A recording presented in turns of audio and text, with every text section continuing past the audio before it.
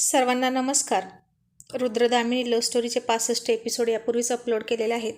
कृपया ते सर्व एपिसोड ऐकण्यासाठी आपल्या चॅनलला भेट द्यावी आणि या कथेचे सगळे पार्ट सलग ऐकण्यासाठी प्लेलिस्टमध्ये सुद्धा उपलब्ध आहेत. आता विशाल आणि पद्मिनी एकमेकांच्या मिठीत भान हरवून बसले होते आणि रुद्र विशालची गाडी पाहून टेरेसवरून पळतच खाली आला आणि दामिनी मनात म्हणाली, आत्ता मेले, आत्ता काही खरं नाही. काय करू, कसं करू?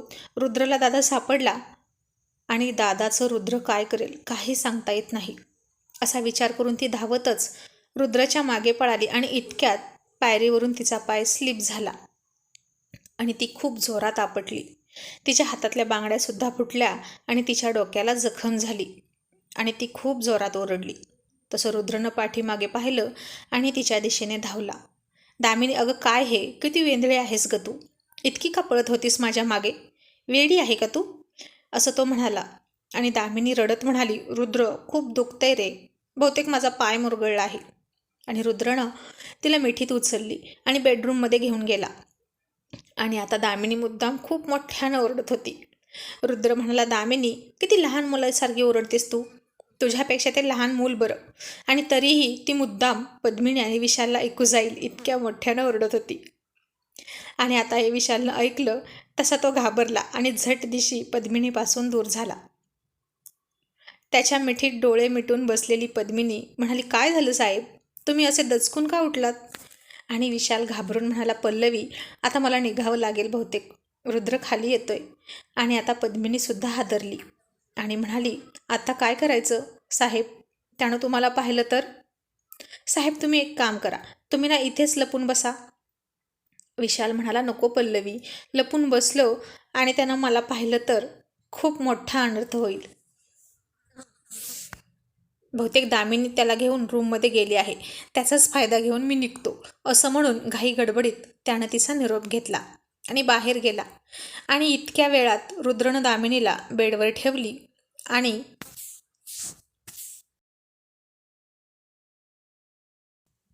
ती बाहेर जाऊ नको म्हणत असताना सुद्धा म्हणाला, दामिनी, तू जरा आराम कर, इथेच बस, मी आलोच. आता रुद्रच्या डोक्यातून काही केल्या विशालची गाडी जातच नव्हती आणि तो खाली आला आणि त्याला कळलं की दरवाजा उघडाच आहे, आतून लॉक केलाच नव्हता. आणि तो दरवाजा उघडून गेटच्या बाहेर गेला आणि इतक्यात गाडीमध्ये बसणारा विशाल त्याला दिसला.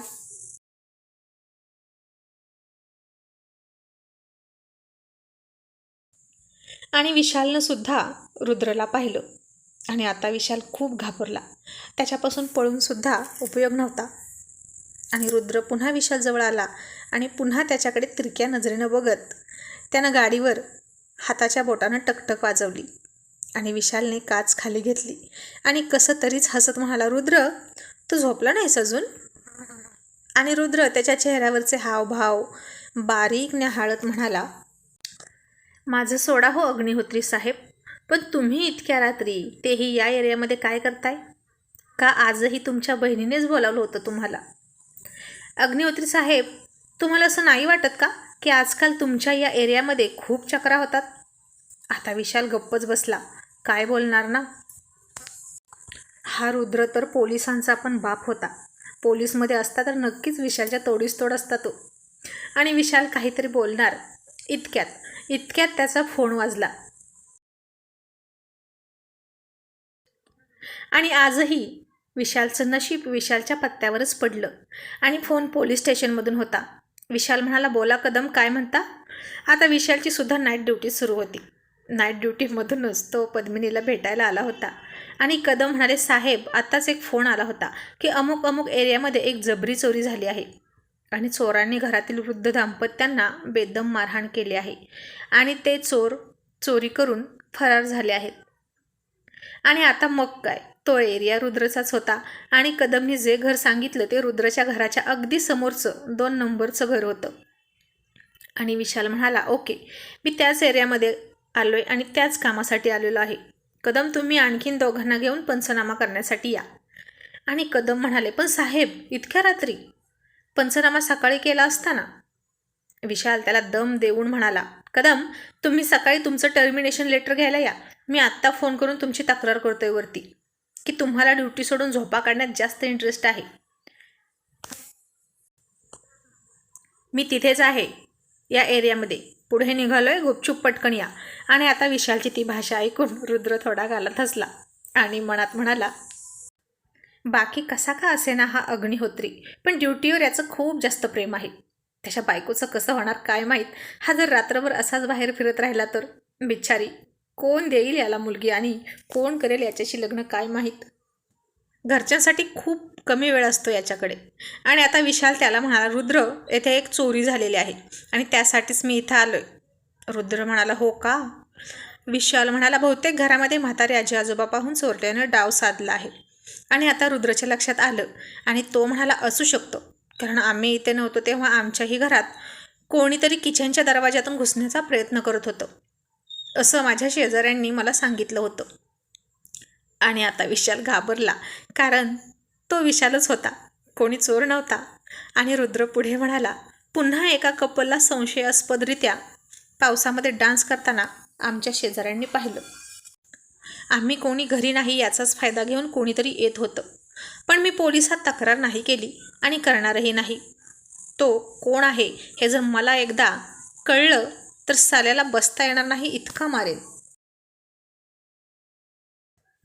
आणि रुद्र आता खूप रागात बोलत होता आणि हे सगळं ऐकून विशाल घाबरला आणि तरीही उसनं अवसान आणून म्हणाला, या एरियामध्ये खूप जास्त घरफोड्या आणि चोऱ्या होत आहेत, म्हणून माझ्या जास्त चक्रा येथे होतात.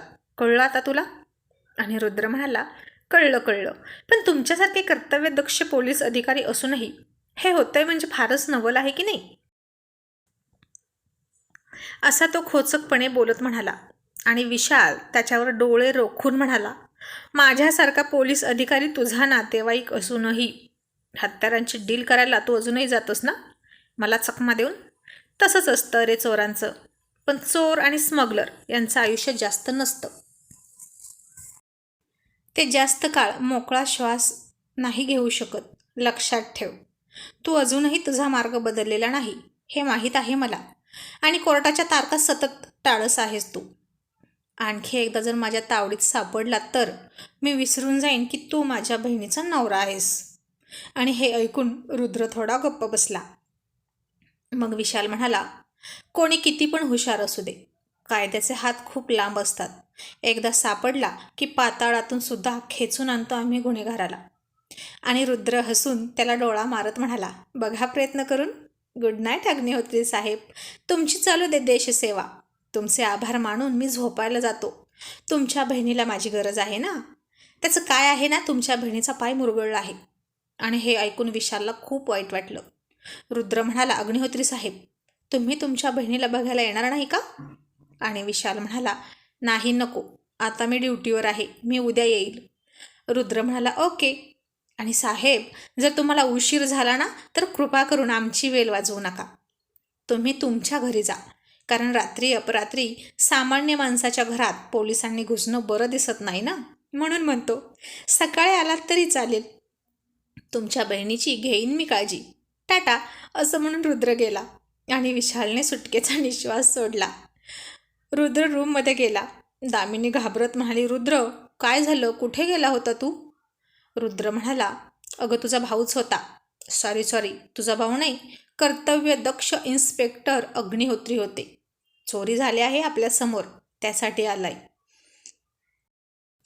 अगं दामिनी, नशीब त्या दिवशी काही झालं नाही गं. बहुतेक दरवाजा उघडला नसेल त्या चोराला, म्हणून तो आत शिरला नाही. आता ना मी आणखीन जास्त बंदोबस्त करतो, म्हणजे पुन्हा टेन्शन नको. चला झोप आता. आता रुद्रला काही नाही कळलं म्हणून दामिनीनं सुद्धा सुटकेचा निश्वास टाकला आणि झोपली. आणि सकाळी आई म्हणाली, विशाल, कधी जायचं देवीच्या दर्शनाला?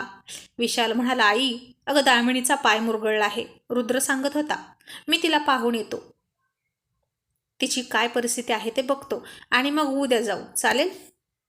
कारण उद्या रविवार सुद्धा आहे. मला सुट्टी नाहीच, पण तरीही मी येईल. आई म्हणाली, आता ह्या मुलीनं पुन्हा पायाला काय करून घेतलं कुणास ठाऊक. खूपच लहान मुलीसारखी अवखळ चंचल असल्यासारखी वागते. म्हणून लवकर देवीच्या दर्शनाला जाऊया म्हणते मी.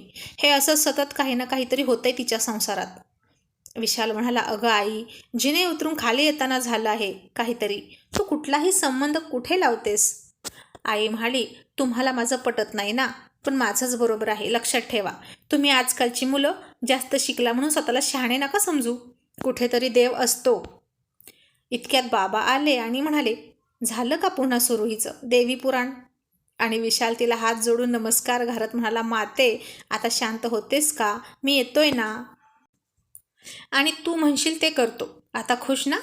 आई म्हणाली, फक्त तू नाही, तू आणि त्या रुद्रनं सुद्धा करायचं आहे. मी सांगेल ते. तिथं जाऊन सेवा करायची देवीची. विशाल बाबांकडे हसून बघत म्हणाला, करतो करतो, सगळं काही करतो, पण शांत हो. आणि बाबा म्हणाले, विशाल, मी काय म्हणतो, देवीच्या दर्शनासाठी इतक्या लांब जायची काय गरज आहे का? हीच आहे की घरातली कडक लक्ष्मी. तसा विशाल दिलखुलास हसला आणि आईने बाबाकडे हातात उलटणं असताना रागात पाहिलं. आणि बाबा म्हणाले, अगं किती मोठे डोळे करून बघतेस, आता काही वध करशील की काय माझा त्या उलटण्यानं? तसा विशाल आणखीन खूप मोठ्यानं हसायला लागला आणि म्हणाला, ए आई, जीभ बाहेर काढून दाखव ग, काली मातेसारखी. आणि आता बाबा आणि आईसुद्धा हसली. आणि आता विशाल दामिनीच्या घरी निघाला.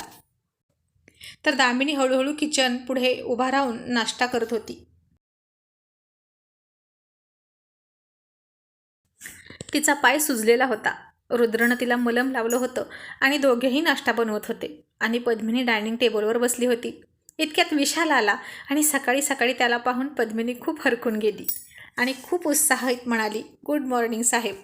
तसं रुद्रनं मागं पाहिलं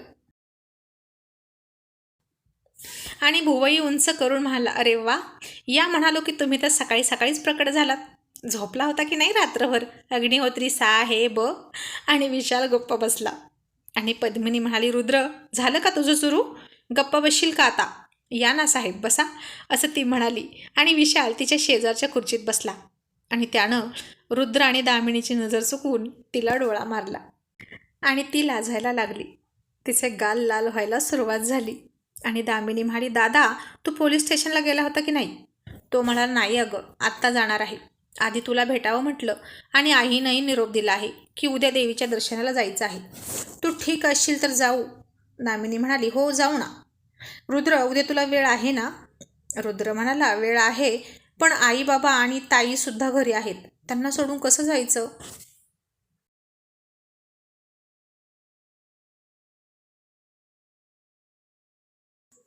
आणि आता विशाल खोटं बोलत म्हणाला, आई म्हणाली आहे की पल्लवी, आणि पुन्हा जीभ चावत म्हणाला, मिस पल्लवींना सोबत घ्या, म्हणजे देवीच्या आशीर्वादानं त्यांचं ऑपरेशन नीट पार पडेल. असं म्हणून त्यानं पद्मिनीकडे बघितलं. आणि दामिनी म्हणाली, हो रुद्र, आपण ताईंना घेऊ, चालेल ना? रुद्र म्हणाला, ए नाही, नको, तिची उगीच दगदग होईल आणि मंदिरात इतक्या पायऱ्या चढून जाणं तिला शक्य होणार नाही. त्यापेक्षा ती घरीच बरी आहे. आई आणि बाबासुद्धा आहेत की घरी. आणि विशाल थोडा नाराज झाला. आणि पद्मिनी म्हणाली, रुद्र, अरे तुम्ही घ्या ना देवीचं दर्शन, मी खालीच थांबेन. आणि दामिनीची आई इतकं म्हणत आहे तर आपण ऐकलं पाहिजे ना त्यांचं. रुद्र म्हणाला, नाही म्हटलं ना तर नको. आणि विशाल, पद्मिनी आणि दामिनी नाराज झाले, गप्प बसले. आणि विशाल मनात म्हणाला, हा पल्लवी नावाचा राजमार्ग पार करणं वाटतं तितकं सोपं नाही. हा रुद्र नावाचा टोल सतत आडवा येतोय. काय करू आता मी? पल्लवी सोबत आली तर आम्ही पण जोडीनं आशीर्वाद घेऊ ना, म्हणजे आमची पुढची वाट सोपी होईल. मग रुद्र म्हणाला, चला, नाश्ता तयार आहे. दामिनी, तो आईबाबांना त्यांच्या खोलीत नेऊन दे. दामिनी म्हणाली, रुद्र, माझा पाय. मग तो म्हणाला, अरे हो, मग मीच नेऊन देतो. आणि अग्निहोत्री साहेब, तुम्ही पण नाश्ता खा बरं का, आज मी केलाय ना म्हणून म्हणतो. आणि विशाल म्हणाला, नाही, नको, मी निघतो. तसं पद्मिनी म्हणाली, साहेब थांबा ना, मी पराठे बनवते. रुद्र म्हणाला, ताई, आता पराठे कशाला, नाश्ता तयार आहे ना?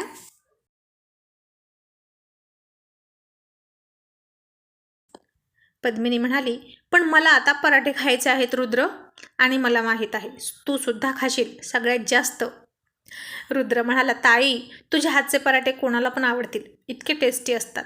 मी तर म्हणतो तुला न बघता तुझे पराठे खाऊनच तुझ्याशी लग्न करण्यासाठी लाईन लागणार बघ मुलांची. आणि पद्मिनी हळूच विशालकडे बघून म्हणाली, लाईन नको मुलांची, फक्त एक पुरे. तसा विशालही गालात हसून बाजूला बघू लागला आणि त्यांचा हा सॉफ्ट सॉफ्ट रोमॅन्स बघून दामिनीसुद्धा गालात हसत होती. आता रुद्र गेला आईबाबांना नाश्ता देण्यासाठी. दामिनीनं चहा ठेवला. पद्मिनी पराठे बनवण्यासाठी पीठ मळत होती आणि संधीचा फायदा घेऊन विशालने तिचा हात पकडला. तशी ती दचकून हळूच म्हणाली, साहेब अहो हे काय, सोडा ना प्लीज. विशाल म्हणाला, का हो मिस पल्लवी, मी हात पकडला ते आवडलं नाही का तुम्हाला? ती म्हणाली, साहेब रुद्र येईल, दामिनी इथंच आहे, असं काय करता, सोडा ना. अशा ती त्याच्या विनवण्या करत होती, पण विशाल ऐकत नव्हता. आणि त्यांची ही रोमॅन्टिक खुसरफुसर ऐकून दामिनी घसा साफ करून म्हणाली, आम्ही इथे आहे बरं का, आणि रुद्र केव्हाही खाली येऊ शकतो, याचं भान असू द्या दादासाहेब. रात्री वाचलात, पण चोर सतत वाचत नाही, तो कधीतरी सापडतो, हे तुमचंच वाक्य आहे ना लक्षात? आणि विशालनं तिचा हात सोडला आणि म्हणाला, काहीही काय म्हणतेस ग, मी कुठं काय केलं तेव्हा? दामिनी त्याला चहा देत म्हणाली, दादा आता नाटक नको करूस. आमच्या घरात तूच घुसला होता किचनमधून, आणि त्या पावसात टिप भरसा पाणी तुमचंच चाललं होतं ना? कोणी केलं ते? आता काहीच खोटं बोलू नको आणि लवकर काहीतरी ठरव. विशाल म्हणाला, पल्लवीचं ऑपरेशन झालं की मी येईन ना आईबाबांना घेऊन हिला मागणी घालायला.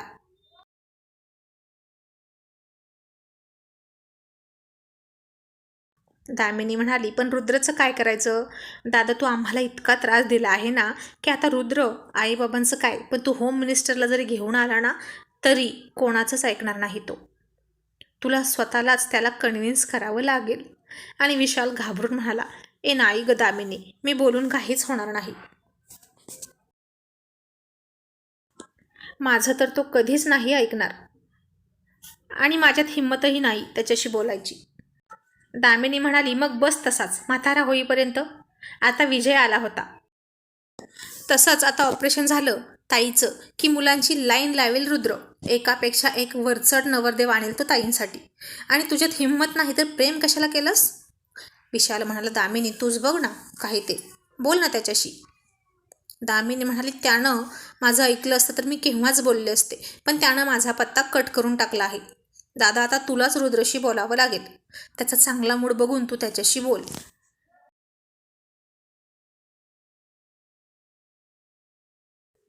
आणि विशाल म्हणाला, त्याचा मूड कधी चांगला असतो का? मला बघितलं की त्याचा मूड खराब होतो, मग कधी बोलू? आणि इतक्यात रुद्र आला आणि म्हणाला, काय बोलायचं आहे माझ्याशी? अग्निहोत्री साहेब तुम्हाला काही बोलायचं आहे का? तसा विशाल चपापला. दामिनीसुद्धा गप्प बसली. रुद्र म्हणाला, आता काहीतरी चाललं होतं इथं, गप्प का बसलात, बोला. पद्मिनी म्हणाली, काही नाही रे, त्या देवदर्शनाला मला घेऊन जायचं याविषयी बोलणार होते ते तुझ्याशी. आणि रुद्र पुन्हा तोंड वाकडं करत म्हणाला, त्यात बोलायचं काय आहे? मी नाही म्हटलं ना तर नाही, आणि माझी ताई आहे, तिचं काय करायचं ते मी ठरवेल. अग्निहोत्री साहेब तुम्हाला इतकी काळजी करायची गरज नाही, आणि ताईला जर जावंसं वाटलंच तर मी तिला स्वतः घेऊन जाईन. आता मला यावर चर्चा नकोय. आता इतक्यात बोलत बोलत पराठेसुद्धा तयार झाले आणि आता इथेही रुद्र आणि विशालचे पराठे खाण्याची स्पर्धा सुरू झाली. खूप सुंदर पराठे झाले होते आणि आता शेवटचा पराठा उरला आणि विशाल आणि रुद्रनं एकाच वेळी त्या पराठ्यावर हात ठेवला. रुद्रने विशालकडे पाहिलं आणि विशालने त्याचा हात मागे घेतला. दामिनी म्हणाली, रुद्र खाऊ दे ना दादाला, आपण पुन्हा बनवूया. रुद्र म्हणाला, अजिबात नाही, मी लहान आहे ना, मग लहानांना जास्त खाऊ द्यायचं असतं. असं म्हणून तो पराठा खाऊ लागला. विशाल गप्प बसला आणि पद्मिनीनं तिच्या ताटातला उष्टा पराठा त्याला दिला.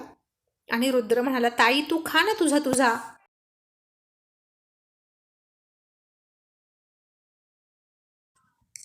पद्मिनी म्हणाली, तुला मिळालाय ना मग तू खा, पाहुण्यांना असं अर्ध्यापोटी उपाशी पाठवायचं नसतं.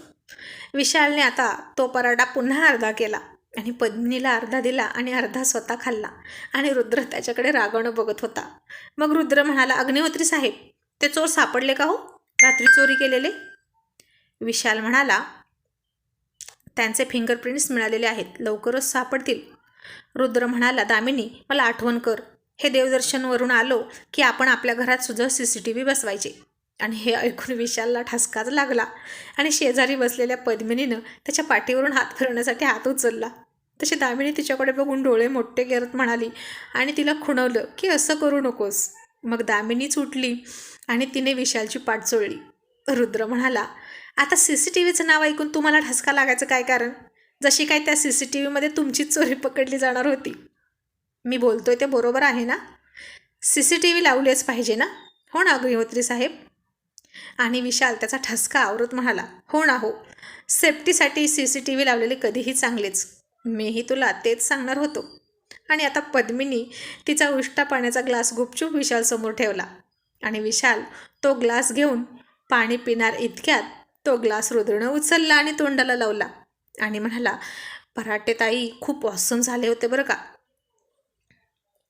आणि विशाल पुन्हा त्याचा हात मागे घेऊन गप्प बसला. मग रुद्र म्हणाला, अग्निहोत्री साहेब, उद्या किती वाजता निघायचं आहे ते सांगा, म्हणजे मलाही माझी कामं आवरायला बरी. विशाल म्हणाला, सकाळी 8 वाजता निघायचं आहे. मी आईबाबांना घेऊन गांधी चौकात येतो. तू सुद्धा तुझ्या घरून निघ दामिनीला घेऊन, आणि तिथे तू आलास की मग तिथून निघू एकत्रच, असं म्हणून विशाल निघून गेला. आणि दामिनी म्हणाली, रुद्र येऊ दे ना ताईला, बघ ताईंचा चेहरा किती नाराज झाला आहे. त्यांना कुठेच जाता येत नाही ना. रुद्रनं ताईकडे पाहिलं आणि म्हणाला, ताई तुझी इच्छा आहे का यायची? पद्मिनी म्हणाली, हो. दामिनी म्हणाली, आणि देवीचं दर्शन घेतलं तर ऑपरेशनही चांगलं पार पडेल ना.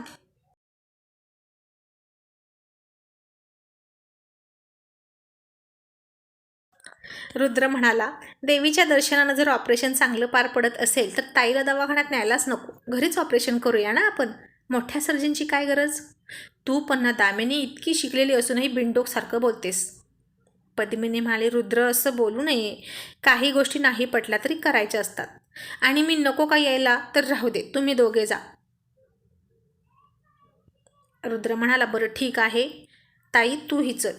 आता हे ऐकून दामिनी खुश झाली आणि लगेच तिने विशालला सांगितलं आणि त्यानं लगेच पद्मिनीला फोन केला आणि म्हणाला, मिस पल्लवी, तुम्ही गुलाबी साडी घालायची उद्या.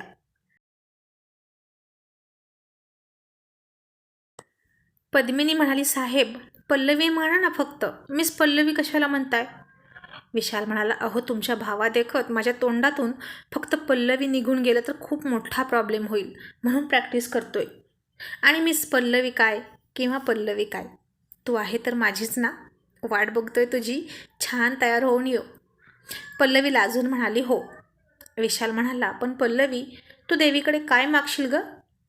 ती म्हणाली, मी तुम्हाला मागून घेईन देवीकडे. आणि तुम्ही काय मागाल? विशाल म्हणाला, मी देवीकडे माझं प्रमोशन मागेन. पद्मिनी थोडी नाराज झाली आणि म्हणाली, मला नाही मागणार तुम्ही देवीकडे? विशाल हसला आणि म्हणाला, अगं तुझा नवरा म्हणून माझं प्रमोशन व्हावं असं मागणार आहे मी देवीकडे. आणि हे ऐकून पद्मिनी खूप हसली.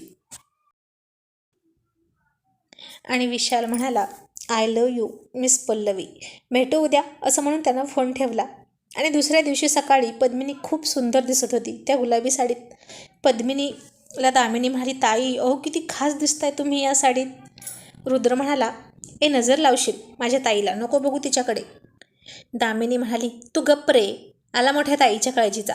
ताई यानं परवा रात्री माझं तोंड दाबून धरलं होतं आणि तुम्हाला खोटं बोलला की मी झोपले म्हणून. आता रुद्र चिडून हळूच लाजत म्हणाला, आता हे सांगायची काही गरज होती का ताईला? बावळट कुठली, ती काय विचार करेल? पद्मिनी हसली आणि म्हणाली, मी काही नाही विचार करणार, पण माझंच चुकलं जे तुला इतक्या रात्री फोन केला आणि तुम्हाला डिस्टर्ब केलं. मी यापुढे असं नाही करणार हा रुद्र, लक्षात ठेवेन मी. आणि रुद्र डोकं खाजवत म्हणाला, काय ग ताई तू पण, बरं चला आता, असं म्हणून सगळे निघाले आणि गांधी चौकात सगळे भेटले. आणि विशालने गाडीतूनच पद्मिनीकडे पाहिलं आणि पद्मिनीसुद्धा मरून शर्ट घातलेला, गोरा गोमटा, डोळ्यांना गॉगल लावलेला ड्रायव्हिंग सीटवर बसलेला राजबिंडा विशाल पाहिला आणि तीसुद्धा गालातल्या गालात हसायला लागली. आता पद्मिनी आणि दामिनी मागे बसल्या होत्या. रुद्र एकटाच पुढे होता. विशालसुद्धा एकटाच होता. आई बाबा मागे बसले होते आणि दामिनी मधूनच हट्ट करत म्हणाली, रुद्र मला तुझ्या शेजारी बसायचं आहे. खूप लाँग जर्नी आहे आणि मला तुझ्यासोबत एन्जॉय करायचे आहे. रुद्र म्हणाला, वेडी आहेस का दामिनी? ताई एकटी कशी मागे बसेल? तिला वाईट वाटेल ना. दामिनी म्हणाली, मग एक काम करू, आपण ताईंना दादांच्या गाडीत बसवूया. ताई तुम्ही दादाच्या गाडीत जाता का? तो सुद्धा एकटाच बसलाय. मग काहीच प्रॉब्लेम नाही हो ना. रुद्र म्हणाला, नको दामिनी, चल गुपचूप, तू तिथेच बस.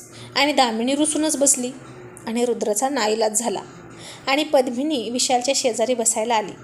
आणि आता विशाल आणि पद्मिनी खूप खुश होते. आणि दामिनी हसून पद्मिनीच्या कानात म्हणाली, हॅपी जर्नी वहिनी साहेब. पद्मिनी खूप लाजली आणि विशाल दामिनीला हळूच म्हणाला, थँक्यू.